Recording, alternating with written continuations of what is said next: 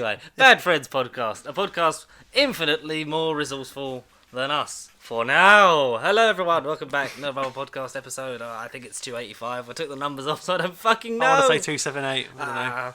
Let us know. No, because I think we're in the 280s, because we did, like, one of the Christmas ones, like, around December. Around that period. Yeah. But we're in the same room for the first time in, like, 4 weeks? Nearly a month. Jesus! Yeah, basically a month. Oh my god! Oh my cross. Oh my god! So we'll catch up because basically I'm George. That's Connor. Yeah, we hello, do pop culture on the internet, a very niche podcast market. Very niche topics. Yes. We are essentially on the poster. What we want is the poor man's Weekly Planet. That's what we want.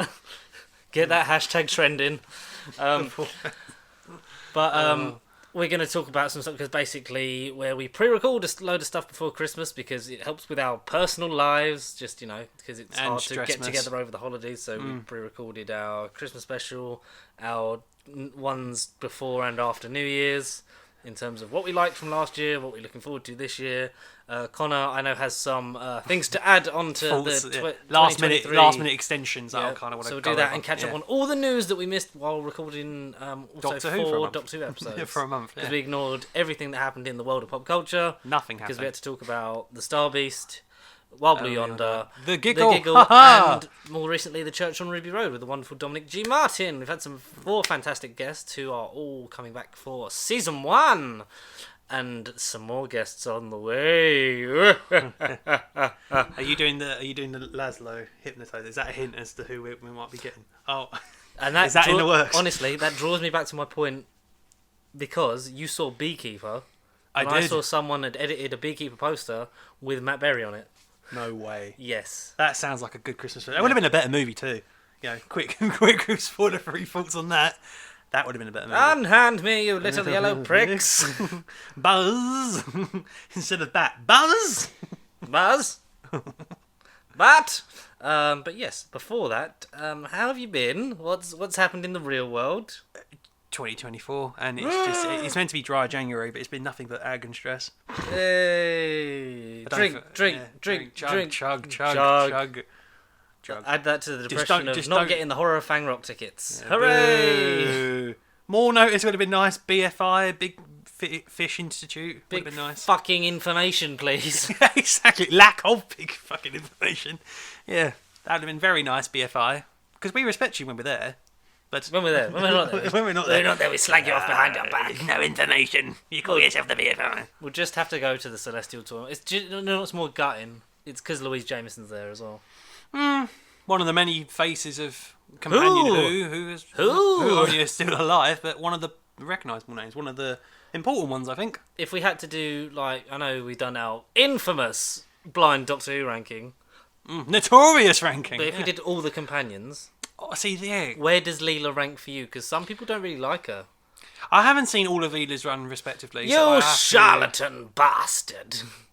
Bastard. She's in the top 10. Like, when you say companion, are we literally doing from Classic Who to New Who, like, every single one? No, so, like, you know how that included all the Doctors? So, like, you know, you've got a rough idea of, I would put this one above this one above this one kind of thing. So, like, where would Louise Jameson's Leela be for you in the range? Is she, like, top tier, middle, bottom? She might be mid. She might be mid to top. She might be like she's 7, like 6, 5, 4 highest. Maybe she might be there. There's not, because the thing is, like all the Doctor Who's, because that's what we talk about when everyone seems to fucking listen. No, not hate it. Doctor Who's cool now. Yes, Doctor Who's cool again, until it's not, and then, you know, I don't know. Rinse and repeat. Yeah. Exactly, rinse, repeat, and then 10 years' time, like the Capaldi era, starts to grow on me.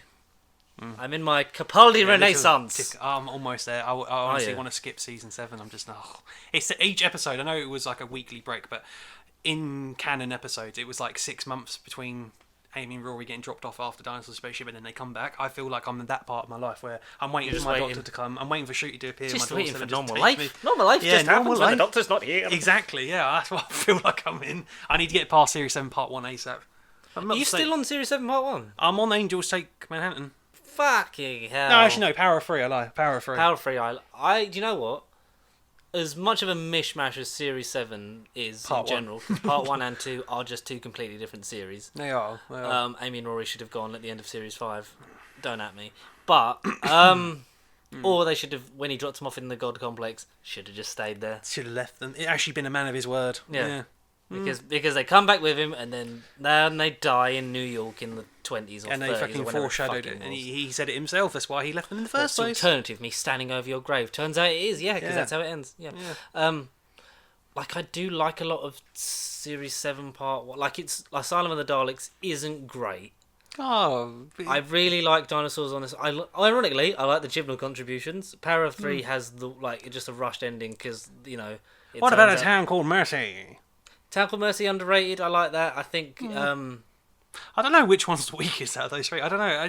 They're just not the quality of what the show was. Power of Three because the ending is terrible, and a lot of the way that script is cut to the fucking bone. Angels Take Manhattan has the sentimental value of the first time you watched it, knowing that Amy and Rory were leaving.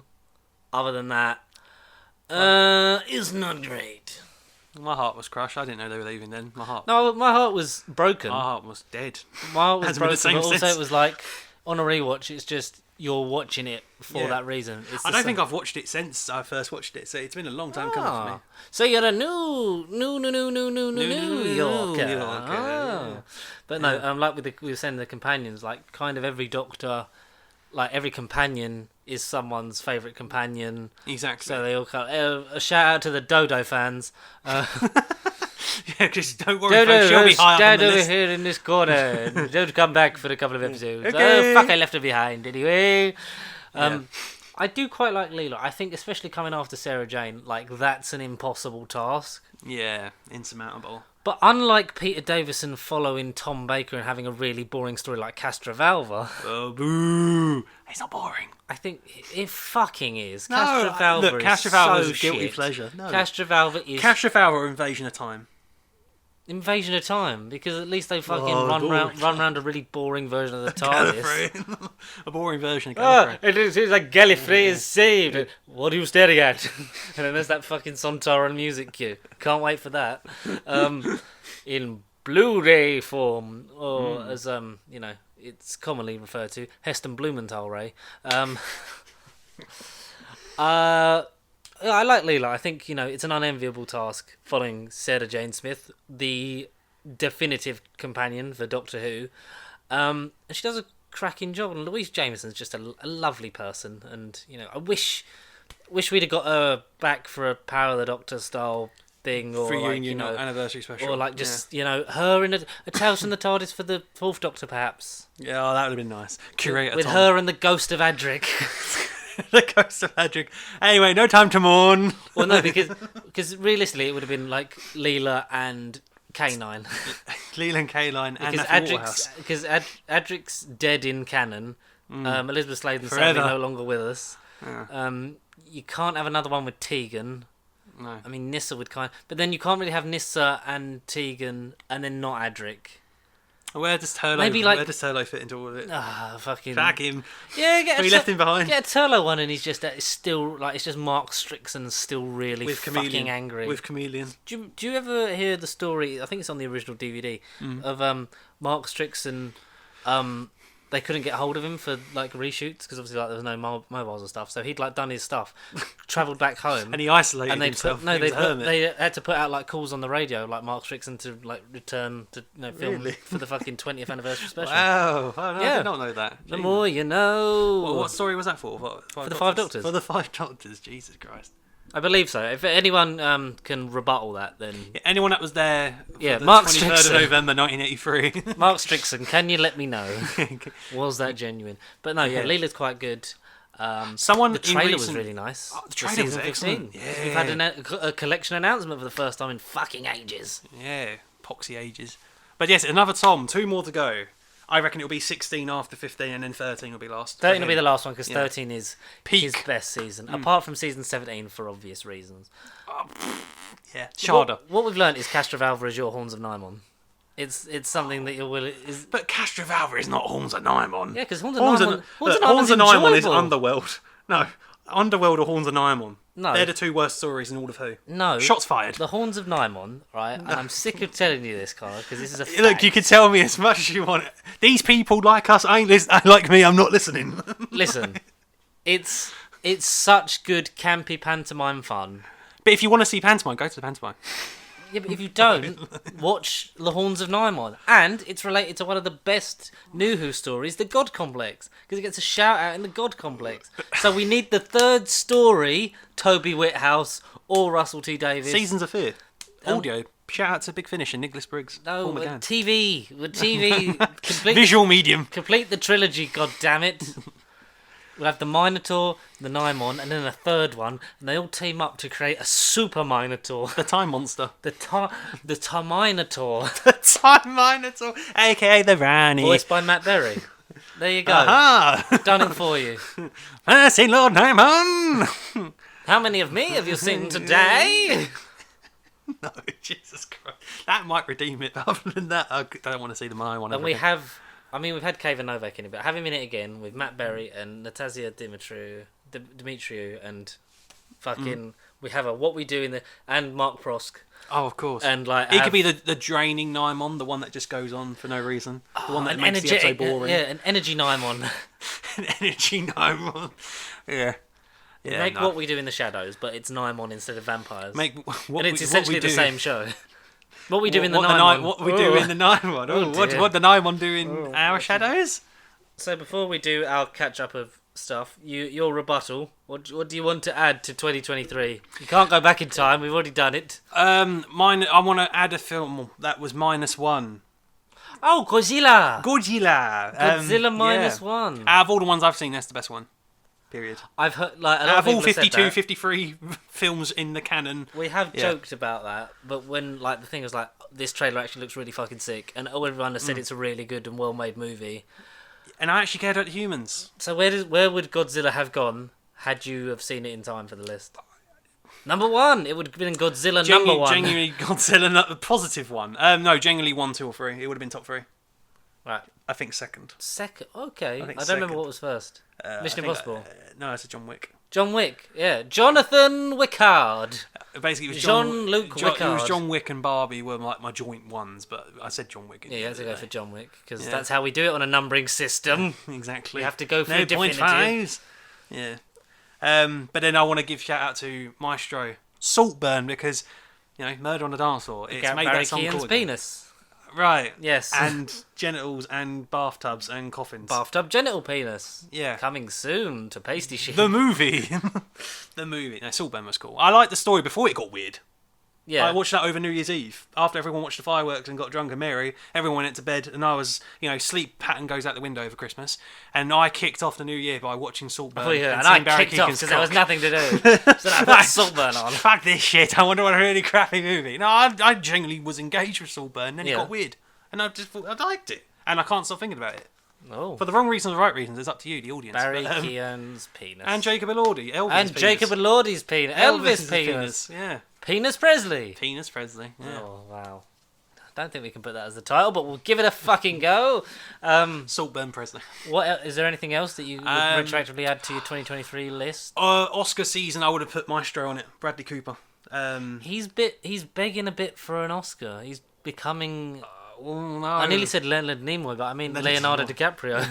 He's becoming the... He's like... Because he suggested a new category for most effort, and it's like... you just want to make a category so you win an Oscar, Bradley. Come on, Bradley, you're better than this. Come on, Bradley. You're a raccoon, You're not Bradley. Eddie Brock. Yeah, you're not Eddie Brock. No, but his performance and makeup, direction, everything was excellent. Yeah. So I'll suck up to him. I think he was great, and his performance was wonderful.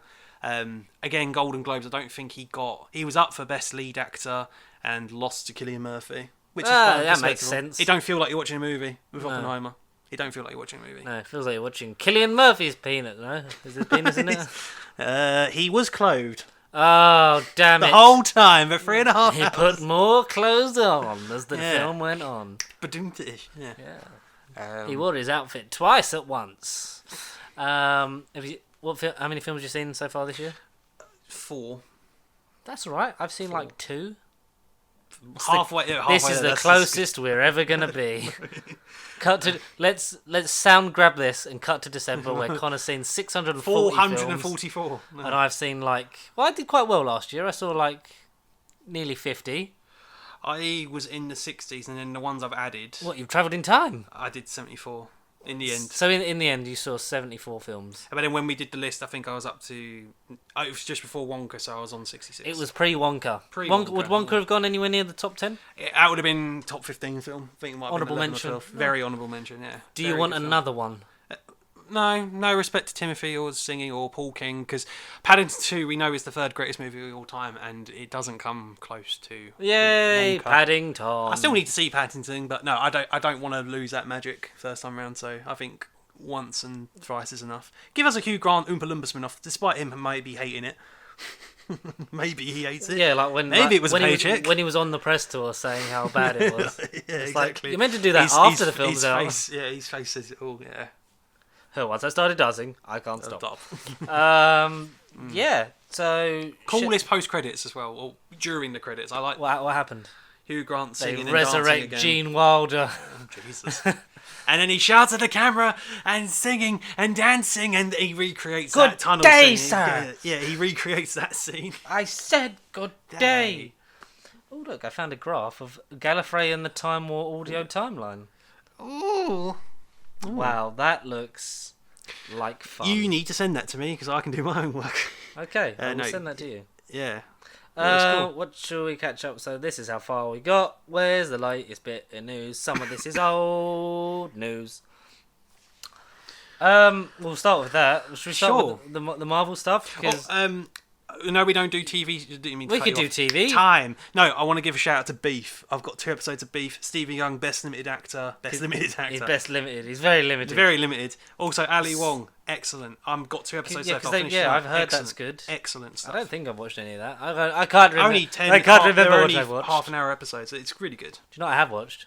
Most of Echo. I've watched none of Echo. I've watched none. I think it's infinitely one of the best series. MCU series.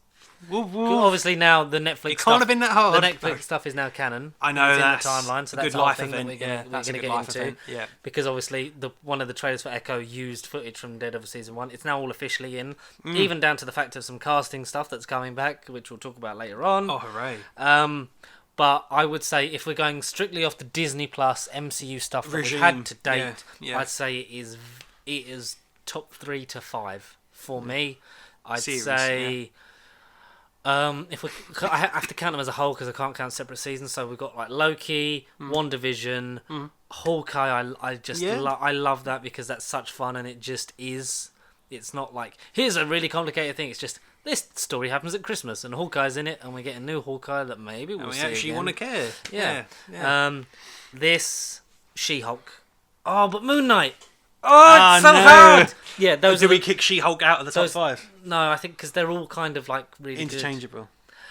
I think She-Hulk's one of the better ones and deserves a second season. Even though Tatiana Maslany has said that she thinks Disney saw how much we went over budget and went, yeah, no thanks. So it's unlikely. But it's the one that most deserves a second season. Because it's the only one structured as a TV show. That's the start of the let's actually structure it and have traditional showrunners instead of just head writers and things like also, that. Echo doesn't feel like a movie cut into 5. It's only 5, isn't it? It felt criminally. I would have happily had more. I would have happily watched 10. Okay, yeah. And that's saying something because I feel like we could have got a lot more out of this. This felt like akin to The Punisher. Like it was dark. It was obviously the first Marvel Spotlight one. Whether that sticks or not, it keeps starting with the strong graphic violence. It's like top streaming series on both Disney Plus and Hulu at the moment. It's the first Marvel one on 2 streaming services. Ooh. It's It feels very akin of the Netflix world, sorry. And I was going to say, that's all good considering, again, you have to set it to TVMA to stream it. You have to set it to, non-kids and obviously Disney being mature audience is available! Yeah, exactly. You can't watch this without your mummy not looking at, see? But then it's like, it's violent in the fighting. Violent Kingpin, Vincent D'Onofrio. He actually kicks ass. Listen. He murders. Listen, now he's definitely canon. Okay. I think we can safely say it's him and Thanos are the best MCU villains of all time. Yeah, and I would go for the human bald man instead of the alien bald man every time. And if we're going to get more of this, alien bald blue guy that has 99.9 gajillion watts versions of him that's cancelled, I'd go for Kingpin over Oh, no, 99 Blue Men from Space and Time. Well, we don't know who or what's going to happen to that character yet. With that, maybe silver guy with a mask and a green cape. I don't know. Yeah, like stumble onto the actual plot of Secret Wars. Yeah. But I'm loving Echo. I've just finished episode 4. Like I was trying to watch it all at once, but I'm kind of just like savouring it because there is only. How long is each episode, roughly? About 45 minutes to an hour. They're all kind of the same length. There's not a lot of, it's as long as it needs to be, which I think, as much as it worked for a lot of shows, was a bit of the detriment because then the pacing's off because you're just, like we said before, solid intro. Are they filming it like a block and then cutting it into pieces as opposed to this is this episode, this is this episode. So this and you get a complete start, middle, and end feeling. Whereas again, you get to certain episodes, they cut right as you get good. And a certain big bald man has just rocked up again. So and it's nice to see him in 2008 because this isn't a spoiler really. Right. So we've seen it in the trailer. Like we go back to 2008 in a flashback. Oh, okay, cool. And it's him being, I'd say, purely because you see the blood on him. Right. It's on par with Daredevil season 1 where he crushes that man's head in the door. Ugh. I'd say it's on par with that. Don't shy away. Yeah, does not shy away from good. proper Kingpin. And like, Excellent. It's just nice to have Vincent D'Onofrio back. Oh, of course. Daredevil's cameo is, I think, short but sweet. Short but sweet. It's how you do a cameo because he's there and then he's done. He's gone. He gets mentioned because This isn't really a spoiler, but that bit where he's in it, it's early on. Is that a flashback or is that? It's not a flashback. It's something that well, it technically is a flashback, but it's from where we follow the story. It doesn't flash back. It's like the progression of the story. Fine. Because it kind of goes over bits of Hawkeye. Okay. Then goes through stuff, and then will like go in between because there's some ancestral stuff and all that. And 2008's a flashback. Is it worth rewatching Hawkeye beforehand or not really? You get the story. I mean, you can do, but they kind of go over the broad strokes. Like they show the ending where she shoots him anyway. Of course. Is that how it opens? Is she just a bang? Part of that, there's a lot of reused footage from Hawkeye in it. Okay. In there, and you get some crossover, some events that happen between episodes of Hawkeye. So you have something that happens, and then the bit where where Jeremy Renner and her are speaking in the junkyard. So something happens, then that bit happens, and then you carry on, and then you sort of have a flashback, and then get into where we are now. Kind of thing. Okay. But the bit with Daredevil takes place in the blip. Oh, so he didn't die. No, and also so someone said there's 5+ years worth of Daredevil stuff to catch up on, and also because he has the red suit.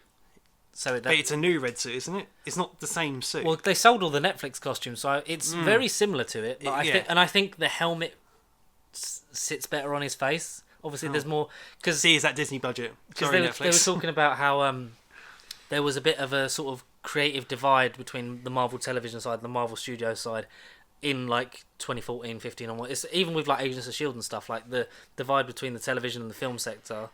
So they never contradicted each other, but obviously like we never fully understood and utilised these characters in canon. But obviously that's all changed now, and there's much more of a coming together, and all of the events of the Netflix stuff is considered canon. It leaves it in a place where we might be seeing one of the characters sooner than we think. A certain oh dear. I will tell you who because I know that it's at the end, I believe, the end of episode 6. But I'll tell you what happens. 5. Sorry, yes, I'm confusing myself. There's another episode. Don't tell me. Because I will watch it over the weekend. Another thing is I've not even searched it. You tell me who I think who you think that they could possibly be alluding to. Well, I just want to say the Punisher. Well, the Punisher we believe is semi-confirmed but not confirmed for Daredevil Born Again. Right. But yeah, it's really good, and the suit looks better because obviously they sold off all the Netflix stuff at auction. But it's as close to you can believe that that's the suit from the show. The helmet sits a lot better on his face, and the horns aren't sort of when they were kind of like that, and it felt like the whole mask was sort of down an angle. Yeah. And Charlie Cox is just fucking amazing. We just need him in everything. He's so limited and so British. He's so civilised, and yet he feels like he's very niche. And as people pointed out, if he survived the snap, he heard hundreds of heartbeats just disappear. Oh, what a feat! Yeah, we need that on audio some PTSD. Screen. Yeah, we need that. Hopefully, Born Again can delve into that. That's being released in 2 9-episode parts.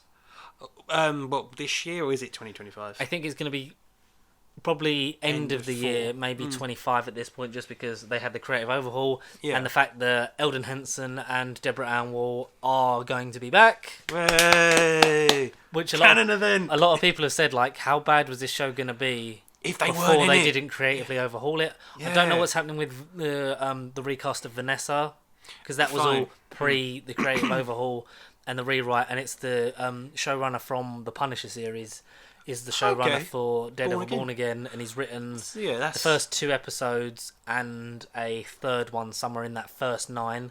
Okay. It's still being listed as 18. It's not been confirmed because it was 18 when it was being done. Yeah. And at the moment it's a 9-part block and then a second 9-part block.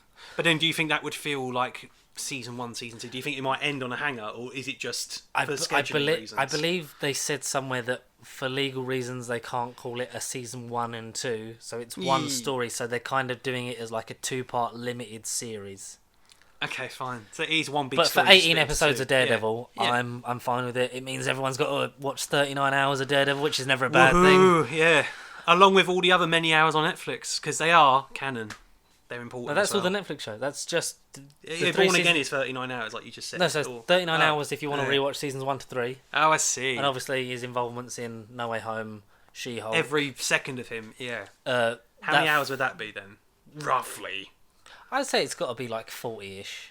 Okay. Because obviously he's in a couple of episodes of She-Hulk. Yeah. He's obviously... the greatest cameo surprise role in No Way Home. Yeah, when they just drop their balls on the table at 20 minutes in, you think, what else are they hiding? Yeah. Is it everything that we speculated? It was before Spider-Man. Yes, that's what made it so good. Yeah. You get like, 10 minutes of that at a push. Yeah.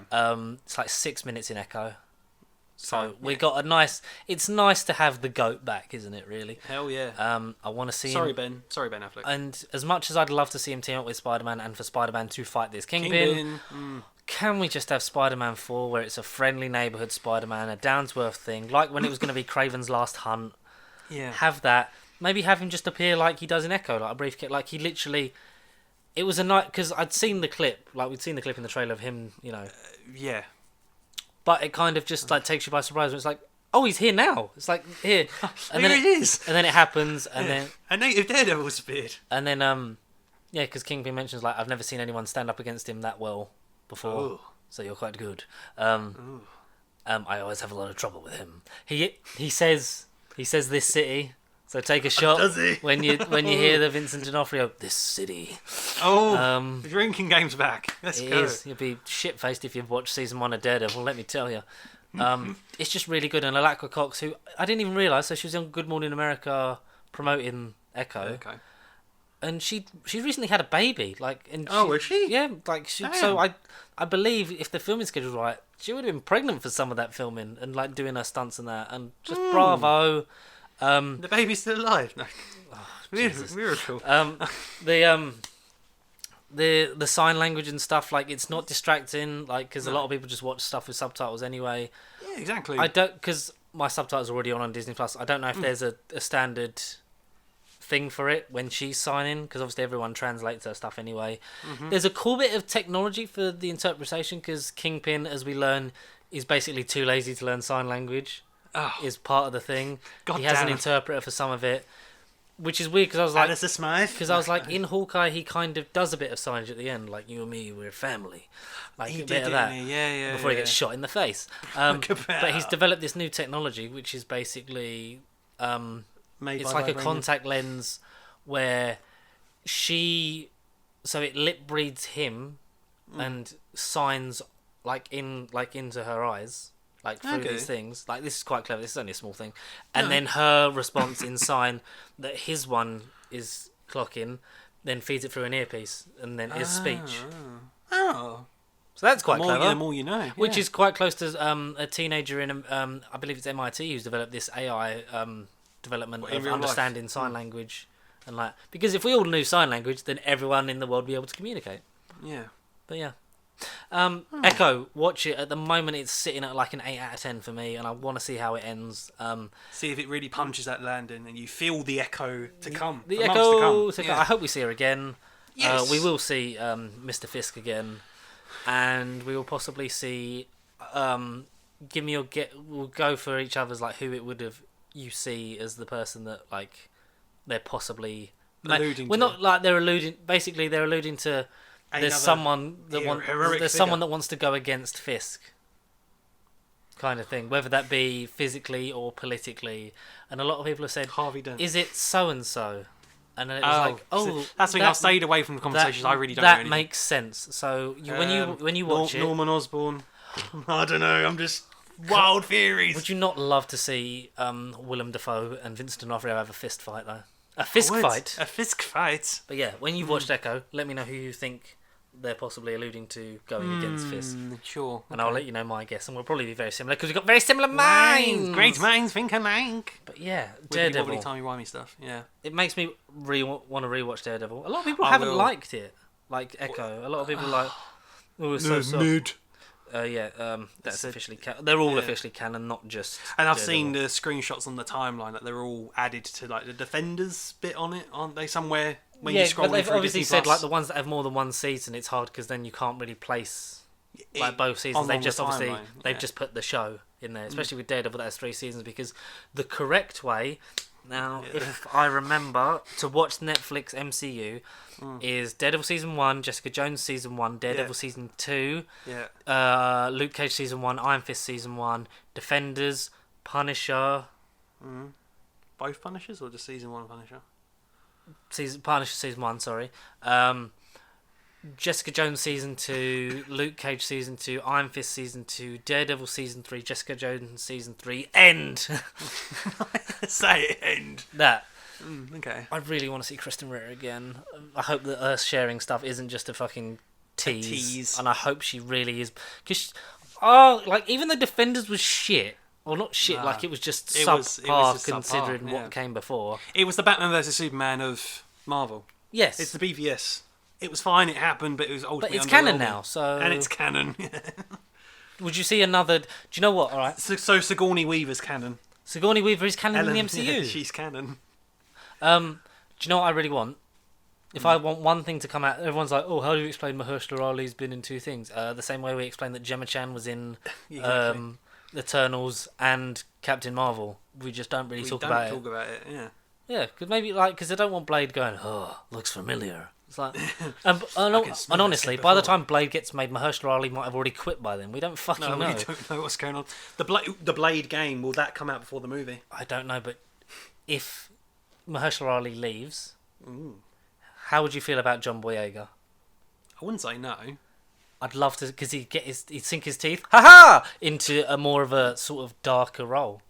Like, as much as I want him to have a new franchise, but I don't want him to get the shit that he got with Star Wars, because, let's be honest, Finn was a shit character, because he wasn't given enough to do, because you set him up as, this guy's the lead! No, he's not really. He's just going to stand around and do fuck all. Yeah. And John Boyega's a great actor. Like... Daniel Kaluuya, but I want to, because Kitchen comes out the day that this comes out on Friday. The film written by him for Netflix, starring Kane Robinson himself of Top Boy fame. Ooh. Top Boy in the future. That's what they should have called it. Future Boy. Future Boy. Come here, Future Boy. Come here, Future Boy. Son of Wonder Man. But how do we explain it in the MCU? We don't, because just get over it. Like, if you had a multiverse movie, would you really go through the care of explaining how Chris Evans was both Human Torch and Captain America? No. It just happened. That was the 2000s and the early 2010s. Who gives a fuck? Man.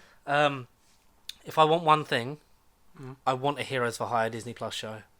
Of course, yes. It's where Iron Fist and Luke Cage season 2s went anyway, and they should have just combined them, done a lesser episode count of like 8, and just had that be a thing of like...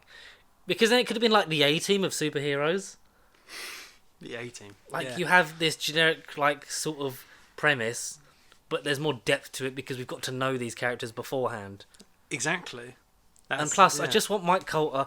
It means Finn Jones is coming back. Write him better, and let's fucking go. Yeah. All for one and one for all. Yeah. Iron Fist in Shang-Chi 2. Yes. I'd love to see it.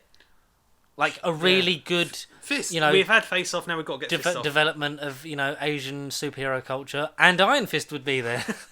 Plus Iron Fist. Come on, let's get Finn Jones on the straight and narrow. Karen and Foggy back.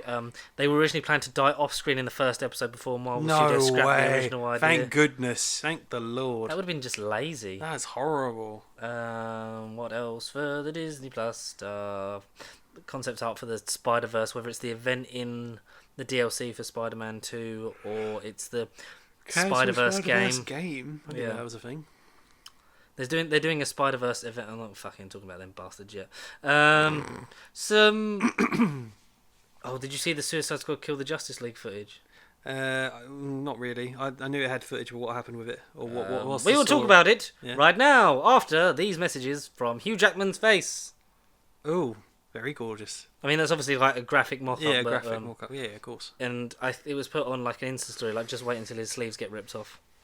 Yeah, but that looks, if it's like that in the film, that's pure Wolverine. Accurate. That's comic accurate Wolverine. Even if he just wears it once, exactly, like not for the whole film. We had some sad news. Sunspot from Days of Future Past died.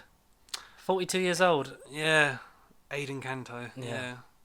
I don't know him from anything else, mind you, but Sunspot was a good part of the movie. The rest, as they say, is shitstery. Because, Days of Future Past was history and it was not very good. No, it worked on a first watch. It's one of the more. It's mid. I'd watch it again. It's mid. Yeah, it's mid. It exists, made by a sexual predator, and it exists purely to fix the timeline, which they contradict in the very next fucking movie. So everything was pointless. The best X-Men movies: X2, just about. X-Men First Class and Dark Phoenix, Logan, and Deadpool 1 and 2, and I'd say the Wolverine. I do like that. The Wolverine. I never really finished. I never really finished it. Past. We'll do a rewatch before because Deadpool. We'll have to do something for Deadpool 3. So that's June time. Yeah, it's the only movie from Marvel this year. Yeah, good because then we get a bit of a rest and then we get there's more. Jonathan Majors obviously getting dropped by the studio because he was found guilty. We're just gonna get rid of the character. Well, don't just waste the character based off of the stupid actions of one man. One man that's duplicated 99 million times across the MCU canon, but that's their fault. Especially when you've proved that other people can play different universe versions of these characters anyway. That's what I mean. I know we've seen Jonathan Majors just be different versions of Kang at the end of Ant-Man, but recast. That's fine. We can get Doom involved anyway, because that's the point. Doom's got to come at some point. I believe Fantastic Four's been pushed back to May 4th. 25, 25, yeah. Annoying. Just to April the 4th. Exactly. 2024. Release it now. Release it now. Film it quick. Do it May the 5th, 25 then. 555. Fantastic Four coming out the 5th. Fantastic 5. 25. 5/5/25. Nah, like 4th of the 4th. 24. Yeah. But 4th of the 4th, 25. Yeah. Don't have the same ring to it. Yeah, that's the thing. If they'd brought it out then, perfect opportunity. And it should have been in Phase 4, but... I know. Hey ho, we've been teased the fucking 4 in a circle since the end of fucking Far From Home. We're still not fucking any closer to seeing the Baxter Building. Not yet, anyway. Recast Jonathan Majors is the basic thing there. And how do you feel about James McAvoy returning? Yes. Because Patrick Stewart said he was quite, upset with his process I'm relieved from my duties. Multiverse of Madness. He was quite he was on his own for a lot of it. All stressed. Quite upset about it. Oh, he's upset. Yeah. Oh, well, he can come back with a friend. He was he was on his own for a lot of it, a lot of CGI and stuff, and it was just filming separately and stuff. Yeah, because obviously COVID compliance back then. Yeah, that's another thing. Thank goodness. Yeah. But James McAvoy was asked on the red carpet. I believe it was for the Globes, wasn't it? He gets asked about possibly returning as Professor X in the MCU because, spoiler alert, we've seen fucking Beast. Oh, Beast is coming. And everyone, was slagging off the CGI of it, and then have since come around again, like people do with most things. Like, why are people moaning about this? This is the most comic book accurate Beast has ever looked. Exactly, very accurate. And sometimes you need CGI to achieve that, because otherwise you just end up with Nicholas Hoult with prosthetics on his face. And we can't be having that. Oh, we just need Let's be having news. He'll be bald now anyway, so it's fine. Anything I say will get me into trouble. I've had no contact with them. If they want me to come back, but they need me to talk to me, they need to have a good strip, all that. So I'm not saying anything. Anything I say will get in trouble. Yeah, basically. You know what? the thing is, if they bring back all these people, and we're doing the whole, Secret Wars thing, it's gonna be so hard for the actual MCU versions of these characters. Like, how the fuck do we do Wolverine now that Hugh Jackman is coming back in comic accurate costume? Because that's the one thing they had, is that he was never in the costume.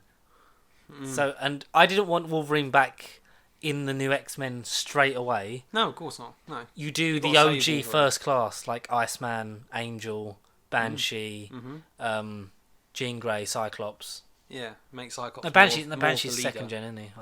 I don't know, just because the fucking Angel, movie. Iceman, Cyclops, Jean Grey, and it's not Storm. It's not someone like Storm. Yeah, Stormette. Stormette. But Jubilee, and she says words. That's the aim for the fucking MCU X-Men. Day one, yeah. But yeah, how are we gonna top, like, the first person that rocks up was Wolverine? It's like, well, who are you? Well, we know they can bring Hugh Jackman back from another universe. We don't give a fuck. Yeah, who cares? Yeah. And I know, like, the stuff with Beast. It's visual shorthand for there's stuff happening with the multiverse. Beast, Professor X, another Professor X maybe. I'm gutted we haven't had a Magneto yet. Well, Michael Fassbender comeback tour ended 2023 with 2 films that, again, going back. The Killer, David Fincher's film on Netflix, very good. And then Next Goal Wins, Taika Waititi back on form. Yeah, the Fassbender comeback tour was strong. Who's to say that he's not going to go back into the multiverse at some point? Yeah, like, have him show up, because I know they'd want to angle away from Magneto in the first new X-Men film, but he's such a fundamental part of the, an antagonistic force, like the mirror of... Professor X and Magneto, they're opposite sides, we are the future Charles, not them. Yeah. So we need to have them, at least, not have him be the main threat. No. But have him and the Brotherhood of Mutants out there and causing chaos for the, the X-Men. Test the waters in Deadpool. Make sure people give a shit. Yeah. Like, do it in Deadpool. Just for shits and giggles. The thing is, I'd see them both back in any kind of multiversal cameo, even if it's just for, 5-10 minutes sort of thing. I don't know. But we had some Star Wars news. Who? Star who? The Mandalorian Grogu movie. Grogu? I know, it's happening. Which a lot of people have said, like, that's kind of how you do it, like, post the Skywalker saga. You've got a bit for everyone. You've got fan of Rey, the new Jedi Order film. Fan of the Disney Plus stuff is a Mando and Grogu film that's obviously going to tie into the Filoni film that's still going to happen. And the conclusion to it, yeah. You've got all these new things. You've got like the beginning of the Jedi with that James Mangold one that's meant to still be happening, like all that stuff. Yeah, season 4 has still been written and is still going to happen in some capacity. As long as it's better than season 3, then that's what I want. Did you hate season 3? I didn't hate it. It such a declining quality. It was a blip. It just happened and I forgot about it. Had he not shown up in Book of Boba Fett, would you have cared more about season 3? Who he is in Grogu? As in Mando and as in Din and Grogu. Din and Grogu. I mean, I would have been more excited to have seen them, because it would have been a really long gap. But the fact that the Mandalorian took over 2 episodes of the Boba Fett show, then no. Yeah.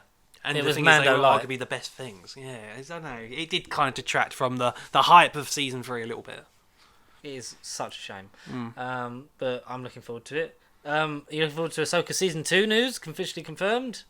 Hell yeah, probably the Mando movie probably lead into it in some ways. And then we'll get might be in it. The culmination of the Filoniverse in that movie whenever that happens. So is that the order? We're going to get the Mando movie... Well, are we getting the Mando movie first or are we getting season 4 first? I think we're getting Mando movie... Next week. It's now. It's on now. It's happening We're watching it right now. Jesus Christ, it's Luke Skywalker! No. It's Hayden Christensen again. Anakin never died. But he was dead. Oh yeah, they're developing a Star Wars What If. I know, that I'm cool. That I'm down for. I did a thing of like, what if somehow Palpatine didn't return? What Jar Jar's the Sith Lord? That's obviously got to be the most requested one. Like, sort of fulfill the destiny of the Daleks. Jar Jar. Possibly. Destiny of the Jar Jar. Destiny of the Gungans. Godzilla -1 director Takashi Yamazaki was at a Lucasfilm screening for Godzilla -1 organised by David Filoni. Oh. Star Wars inspired Yamazaki to make films, and recently he said he's hoping to get a call to make one himself. Well, if it's anything like -1, then yes, it's Star Wars episode -9.5 needs to happen right now. Maybe you do the you reutilize the Guillermo del Toro Jabba the Hutt film and have him direct it instead. Maybe, and make Jabba as this big kaiju monster. Get him out of the chair. Make him this big monster. Yeah, he just grows and then fights like the Power Rangers. Go Manda Rangers. Tom Cruise. Before brief Spider-Man, Jake Johnson has one condition to play Spider-Man in live action. If Phil Lord or Chris Miller texted and said, "We think it'd be really cool and we'd like you to be part of it," I'm in. If it's Sony that says they got a really fun idea and it's a new director, I feel less excited about that. Amen, I agree with that. Keep the same team, same direction. The best Peter Parker, eh? Oh, and the thing we were talking about before, Stephen Young, as he reportedly read the script and then that's why he left the Thunderbolts. Hell no. Oh dear. And it's in the new synopsis as being labelled as like a Suicide Squad. Yeah. Which we kind of knew it was anyway. Yeah, it was going to be. Yeah, I'm not surprised. Shock horror. Not horror. A comedy. A love story. No starfish. Yeah. Starro and Scarro. Very similar deliveries. It was fate. It was Jewel of the Fates. Director Sharmeen Obaid Chinoy says, "It's about time a woman shaped a Star Wars film. Filming for the Rey New Jedi Order project is expected to start this year." The new Rey? The new Rey on Blu-ray, no less. Haha! 4K. Yellow probably. Rey. But Yellow Rey. Yellow Rey. Remember when like there was the HD DVDs that were like that brown casing? Good times, Good times, yeah. But yeah, that Thunderbolts. Will it still happen? Yeah. I mean, they've all got the same fucking powers anyway. This was depressing. Matt Smith is the new Doctor. Yeah, announced on the 3rd of January 2009. Oh my goodness me. You took a picture of that on the 3rd of January this year. 15 years ago. Jesus. Yeah, I travelled back in time. And that's like from the original BBC website as well, with the old layout and the shitness. I might keep that just for memories, so I can cry. The live-action How to Train Your Dragon movie is retaining Gerard Butler as the live-action role of Hiccup's father. Hiccup. They haven't. I don't know if because then you should just use the entire voice cast, shouldn't you? Yeah. Because then it's the Simba problem. No, it's the Mufasa problem. Sorry, in live-action Lion King. You know, you have the same voice, and it's like, why don't I just watch the original? Because by all accounts, that trilogy is quite good. Equally depressing, 18 years ago, they filmed Doomsday. Oh, very sad. That's tragic. In Wales. That's tragic. That's where they film it. SAG-AFTRA has signed a deal for AI use in video games. Whoa. Which is kind of the whole reason they went on strike in the first place, guys. So why the fuck are we doing that again? Oh. Video game strikes coming. That's the thing now. Guys, if there's not a fucking union for the video game industry, make one, and we still need the visual effects artists to make their one. Yeah. That's the heads-up display for Suicide Squad, Kill the Justice League. Oh my lord, that's a bit OTT. It's way too much. There's a lot going on, and all the stuff that you need is tiny, like the map. Yeah, that's going to get... the radar is tiny. So don't spend your 50 quid if you pre-ordered it, wait for a patch or two and all that will get fixed. 9 years of development. Batman does follow you around, because apparently he's... Stalker Man! Like, you can see, like, if you turn around, you can see him on the top of skyscrapers in shadow, because he's reporting back to Brainiac on your activity. Because obviously... What if you don't want him there? But he's evil in this. He's the Nightman. But that's why they're killing the Justice League. Because they've been overtaken by Brainiac. Well, your character's evil. Okay. The Justice League are evil because they've been overtaken by Brainiac. And there's a point where I think it's in the trailer where when that was this was the only good thing I've ever seen about the game is when they managed to break Barry free to like tell him long enough to tell him what's happened. It's like I think Diana gets freed from it, and it's like Diana, you've got to kill us. It's the only way. So you've got to kill all of them. And then you see, like, I've seen some clips of, there was a 30-minute gameplay footage that IGN posted, like, every day for the last 4 days of, like, we're bitterly disappointed after playing it. The Riddler's voice can be heard immediately. Right. So if you've played the Arkham games, you're going to get PTSD of collecting more fucking Riddler trophies. Riddle me this! Oh, okay. It literally starts because it's in the Arkhamverse, isn't it? Yes, set in the Arkhamverse. I don't know if there's any Kevin Conroy voice role because there's a Justice League museum and the Batman voice sounds awfully similar to Kevin Conroy. So they might universe. Be reuse things and then the Batman in the game someone or he might have done some because it's been in development for 9 years, so he might have done some stuff to actually contribute towards it. Okay. Which will be, hopefully, if not, at least hopefully it's dedicated to him because that's his Batman from this universe in the future with all the... I think Nolan North's voicing Superman and Penguin. Oh. Like, because I don't know if he voiced Penguin in the Arkham stuff. I don't know who the hell voiced... But he's voicing Superman in, like, some of the museum stuff I've seen. Right. Tom Cruise has signed a deal with Warner Brothers to develop original and franchise movies, which he will star in. He will get an office on the Warner Brothers lot with his production company. Okay. And it makes sense as to why he was like, I've seen The Flash and it's amazing kind of thing. Because this deal's probably been rumbling on for a bit before the strikes. I see. Okay. Yeah. But also before he goes, Paramount have gone, yeah, but we're going to do another Top Gun. Yeah, Top Gun 3 is happening. Top Gun 3, Electric Wee Wee. Electric Wee Wee. Electric Zoom. David Benioff and DBY say their cancelled Star Wars movie was about the first Jedi, but Lucasfilm wasn't interested in doing that. Basically, how the because Jedi it's Order already came been to done. Be, why it came to be the first lightsaber. They didn't even finish the sentence in that pull quote. The first lightsaber. But yeah, we're kind of getting it anyway with James Mangold. So I'd rather have someone competent work on it than the people that rush Game of Thrones because we got Star Wars. Oh, it's alright. We've got that Netflix show coming out that I'm definitely not really interested in. I don't know about you. I can't remember it. Can't remember. It's gone. Gone from your memory. You have to speak louder, mate. Look how quiet we are. It's gone. It's gone to the ether. And Fantastic Four has been pushed back to Q3 2024 filming, so a mid-25 release. But Pedro Pascal is so far the only person that's sort of going to officially be in it. Right. Right. So, Fantastic One. Yay. Our Army of One. Dolph Lundgren says the final cut of Aquaman and the Lost Kingdom is different to James Wan's original vision for the film. Release the one cut. I'm just disappointed for the moviegoers because I thought the original script was great and the original cut. And someone quote tweeted that with, "It's good to see the franchise that started all of this kind of shit has never forgotten its roots and it has a completely different version of the final film." And that's how it ends. Amen. For Me Once. You've watched that. We should talk about that because that's the phenomenon. In terms of TV, it's out of the two series I've watched, it's behind Echo at the moment. Shock horror. Yeah. Good Charlie Cox show to watch if you've not watched it. Kin. If you watched any of that on iPlayer. So the season they've got on iPlayer is the 2021 season 1. Season 3 was on this year. Obviously it's Irish television, so a lot of the stuff it's distribution rights.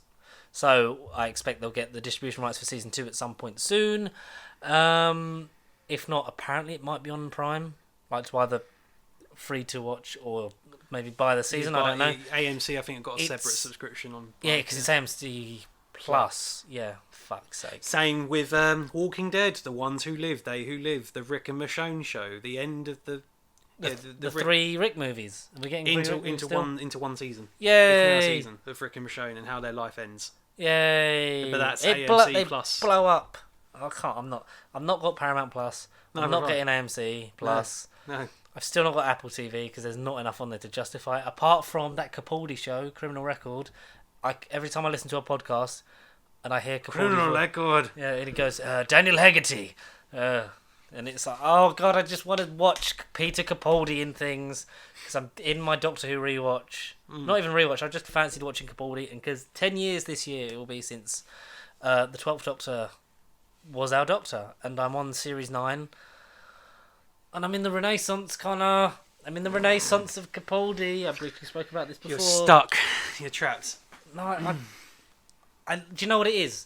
I think it's more of my love of Peter Capaldi as an actor carrying me through it. Yeah.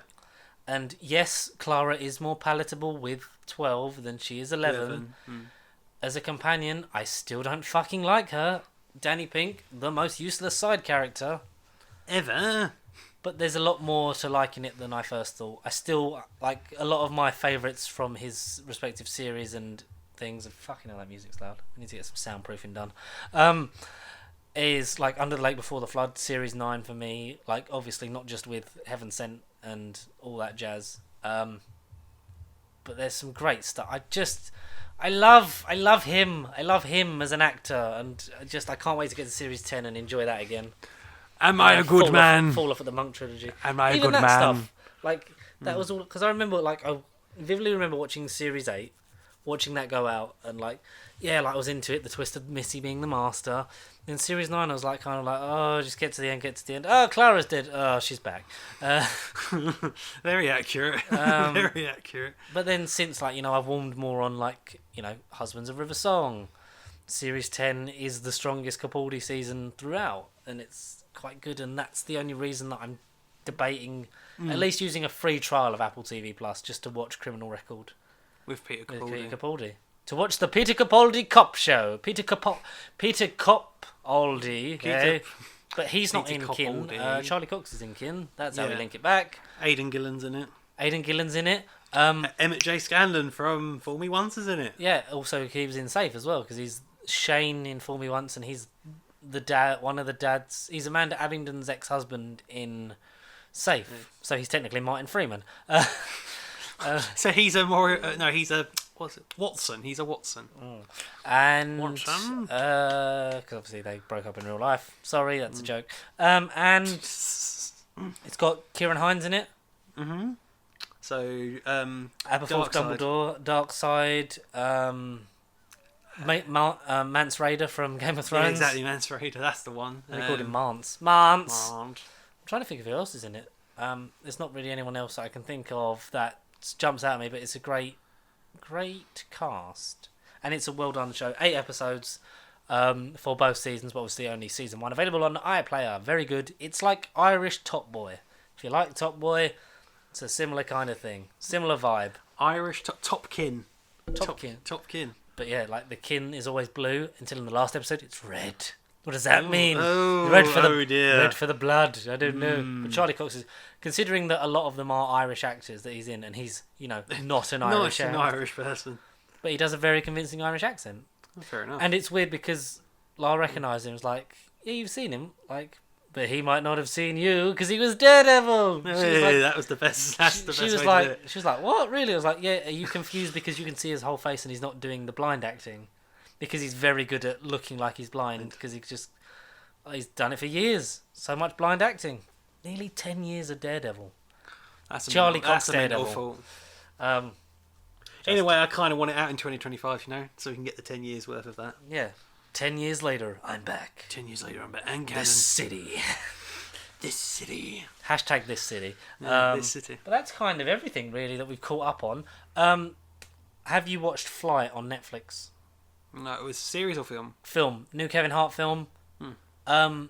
It's quite good. From what I've seen, I've not finished it. It's akin to, for me, it feels a bit like Six Underground / Army of the Dead kind of thing. It's a heist, basically. Yeah, Army of the Dead, yeah. Six Underground, nah.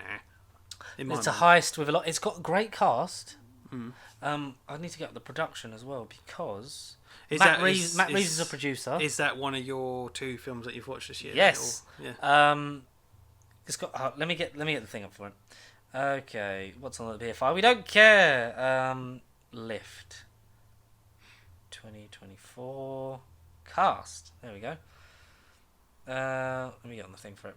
So it's about a heist on a plane kind of thing.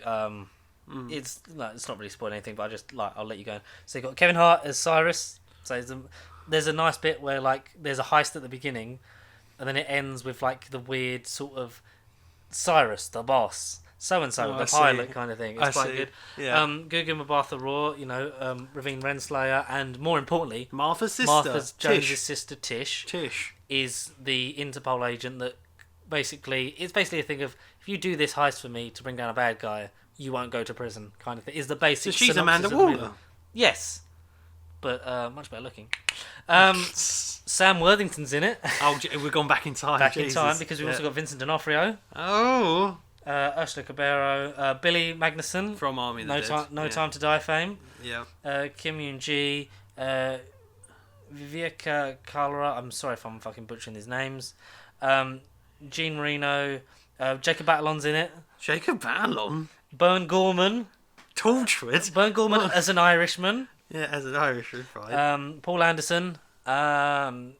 David Proud and Jess Liardin. Not Jacob Batalon. The one above Jacob Batalon. Jean Reno. That's not the one from Bridgerton. No, you're thinking of Jean Reno. Yeah, Jean Bridger Page. Yeah, Jean Reno. It'd be like Flushed Away, and I believe like the Clouseau film, like the Pink Panther films, where he's the opposite number to Steve Martin's Inspector Clouseau, I believe. Fine. Very famous French actor. I've seen him in a lot of stuff, but I can't quite place him. Now, not just that, it's produced by Simon Kinberg, right. Kevin Hurt, Brian Smiley, Matt Reeves. Jesus. It's written by Daniel Kunker, and it's directed by F. Gary Gray. What a weird ensemble. Shazam. It's Shazam? No, he's not Shazam. He's Fast and Furious. Fate of the Furious. Fate of the Furious. Oh, so if it's anything like Fast 8, then it'll be a good one then. Lift, Men in Black International. Oh, no, not so good. Straight Outta Compton. Yeah. Law-abiding citizen. Yep. Yeah. Italian Job. Both versions, but the original, the remake. 2003 one. Negotiate. Friday. Yes. He did Friday. Well, directed Friday. Who am I thinking of? Did what? That's an F something. Is F. the Scott Shazam Fitzgerald. actor? The Shazam actor, Shazam director. He has a cameo in all of it. He doesn't have a cameo in this one though. It's a shame. Directed a lot of music videos. David F. Sandberg. That's just the Shazam director. But no, F. Gary Gray, yeah. So it's got a great team behind it, and it looks, expensive and great. It's quite fun. It's probably not going to make the top 10 by the end of the year. At the moment, but it might lift up, take for lift off. Yeah, but at the moment, it's top. For how long? It's on top. Until the lift shuts down. We have lift off. Haha. Lift off, yeah. But no, check that out. Did you check out Guy Ritchie's The Covenant? I still know. That's probably the one thing from 23 I need to watch. Or I think will go somewhere in at least honourable mentions, if not your top 10. I think a film, though, that will top 2024 better than Lift from the sounds of it. Mean Girls. It's hitting the big screen tomorrow. Yeah, definitely going to see that. Yeah. But you've seen Poor Things and you like that. Once we log you back into TikTok, more views. Faults will be out. Views. I would have pretended to have not seen it 3 times by then. Yay! I want to watch it again. That's how much I enjoyed it. Argyle's soon. February. Beginning of Feb. We've done all that stuff. What are you guys looking forward to now that we're back under observation? Something I'm looking forward to, TV show, The Gentleman series. Yes, that was why I shared last night. I brought up Guy Ritchie. Theo James, Vinnie Jones, other people, Giancarlo Esposito. It looks fun. I hope this leads to the Gentleman Cinematic Universe, the GCU. Yeah, the GCU. But sequel to The Gentleman as well, please, with TV cast, original cast. Let's at least have Charlie Hunnam show up. Yeah. Like I want to know where that cliffhanger left. Like what's Hugh Grant? Hugh Grant's got to be in it. Yeah. Oh, he would be the guy to cameo in it. As I think Hugh Grant would be the bridge. He'd be the bridge. Yeah. I had to pee, Ray. Oh, have you got Wagyu steak? Can I have a bite? Oh, I love a Barbie. Love a Barbie, Ray. So Theo's Eddie. Oh, Eddie. Oh. Eddie Halstead. Yeah, Eddie, Susie, Freddie. Oh, Freddie. Daniel Ings, Jodie Richardson, Peter Serafinowicz. Serafinowicz. Hey, Peter. Did you watch Chicken Run 2? No, I have not. Because there's a behind the scenes thing on it as well. Peter Serafinowicz is a bemused businessman called Reginald Smith, who's basically the villain. Spoilers, but Chicken Run's been out for fucking ages now. The villain from the first one is back and trying to make mind control the chickens so they're not stressed when they get killed, so they taste better. And of course, the man they're selling who owns the restaurant chain So Eat A Lot is played by Peter Serafinowicz. And it's so good because he's putting on a bit of his sort of like his Matt Berry-isms where he has that ability when he plays a character. If you've not watched the Peter Serafinowicz show, I believe it's still up on his YouTube channel in its entirety. He's such a great comedic mimic and actor, and such a great voice. I forever mourn the loss of the Tick, but his voice in that it's so distinctly un-Peter Serafinowicz because it just sounds completely different to his normal voice. Okay. But he's like, I'm told you my name is Reginald Smith, so each lot is just the name of the restaurants. But then because the thing is you eat it and it's so delicious and it goes, I love you, Mummy. I mean, it's when he... Then she gives him the plan, and this delivery is the best for me. It's just, he goes, fast food, I like it. This could be big. Fast food, I like it. Could be big. This could be big. And like she's talking about, and she said, Tweedy will have her revenge. And he just, like, he's eating a chicken nugget and he just goes, revenge? I meant revenue. Okay. Oh, sounds like a stampede in there. But yeah, watch Chicken Run, watch The Covenant. Was it Dawn of the Nugget? Dawn of the Nugget. And it's okay. It would have been better had they at least kept... the cast. Julia Swahala as Ginger. I get the whole thing with Mel Gibson, but, you know, he's kind of redeemed himself in Hollywood, so would it have been as bad to leave him out? I don't know. We'll never kind of know. But Zachary Levi, they've just turned Rocky into an idiot. Yeah. And that's kind of infuriating. Yeah. Not that he's meant to be a fucking genius, but, like, you've just made him a dumbass rooster. David Bradley recast makes sense because obviously the first Fowler is dead. And David Bradley just does very good voice roles, so it's a lot of fun. Watch stuff. What new stuff do you want? Next week we can start to sort of, as, you know, cinema stuff happens, we'll obviously compartmentalise and sort of do it again. New equipment will be on the way. We need an actual proper mixer and real microphones that are a lot of money, so maybe a Patreon, because otherwise we're just, between us, splitting 500 quid's worth of mics, so we'll have to sort that out. And the camera must return, because you guys want it. You want it so much. Need it. Yeah. You need it, because we did get a lot more views when it was the camera, and so many comments are like, it's a shame you don't do this anymore. It's like, money lack and of kids, equipment. Money, kids, and lockdowns hit us hard, but 2024 is the year. It's the dawn of the pasty. The pasty. Yeah. Grab my spaghetti. Dawn of the pasty. Grab that gem. Gotta catch them all. That's our aim, is to be either the Poor Man's Weekly Planet or guest on the Weekly Planet. There is no in-between. Nice. Nice. And obviously, we'll actually have to reach out to them. Catch up on our Doctor Who reviews with our lovely guests of Michael Wilson, Andy Kemp, Will Templar, and Dominic G. Martin, all of whom will return in, by the looks of it, the end of May for Doctor Who Season 1, along with some added guests, so we can hopefully have a guest per episode. Would be nice. Yeah, fair enough. Yeah, nice. And then, we'll have to get another guest for the Christmas special. Oh, damn it. I don't know this many people. We've only got another 11 months to figure that one out. Exactly. Until then, Connor, tell us where we can find us. Where we can find us, where they can find us. Where we can find us. Well, insert this address here. Censor it out. So, you've stumbled across our YouTube channel. Greetings and salutations. I mean, you know, I'm saying salutations. I'm saying it as the end. But again, Facebook, X, Instagram, TikTok, where more stuff will be active and frequent on there. Our views are quite good. Yeah, and we could. Views are good, but can only be better. But it can be better. You know, Twitch, when we eventually game and set up streaming on that device behind the camera, which you can't see, potentially. It's more of a bit of stuff. Yeah, we could do watch-alongs and shit. It's getting there. It's getting there. And then we will have to move and do it all over again. Huzzah. Yeah, and then you can send electronic mail to us at nerdbiblecontact@gmail.com for any suggestions, improvements, reviews of your own that you'd want to talk about, and you know, we could briefly name it and name and shame it. No, we can name you, tag you in something. You might even give us recommendations to something we haven't even talked about. Let us know. Give us feedback, please. And then we'll stay. You know, we'll see you. Stay tuned for the next episode. Hopefully. Sounds good.